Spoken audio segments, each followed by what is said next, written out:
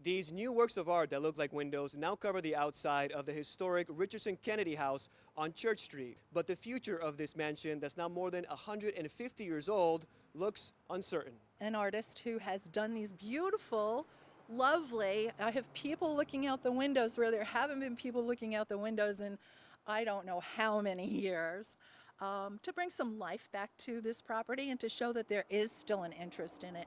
Sue Skidmore is the executive director of the Near West Side Neighborhood Association. It's a nonprofit group trying to raise money to save the 154-year-old Richardson-Kennedy house on West Church Street. We are in the main entrance. Yeah, and there's no grand staircase. The house gets its name from two of its original owners, shoemaker Jackson Richardson and Daniel Kennedy, president of Kennedy Valve. A different owner later turned the home into a beauty school, salon, and apartments known as the Ritz Carriage House. In 2007, a fire severely damaged the property. It later went into foreclosure. In 2011, Chemung County sold the house to the Near West Side Neighborhood Association for $1.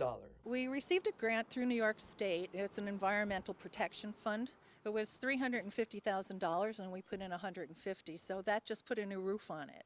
But along with that comes a covenant of what you can do with this property. So it has to be a mixed use, and it also has to be open to public on the first floor. The rooms are huge. It's a huge house, but there's not a lot of rooms in there. But we could make two very comfortable, good-sized apartments and then some sort of business on the first floor. Could also be a doctor's office. You could have an office on one side and examining rooms on the other. Here is your modern communication center.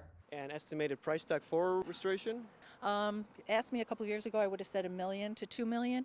It could be pushing it up to 4 or 5 because it needs everything. It's actually just a shell inside. The walls are standing, doorways are there. What is the value, beyond the monetary value, of giving it a new life?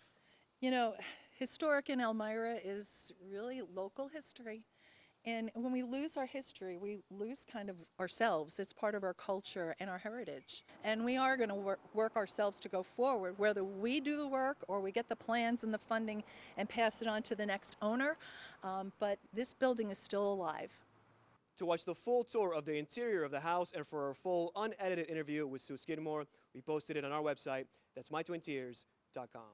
In Elmira, I'm Nick Dubina, 18 News.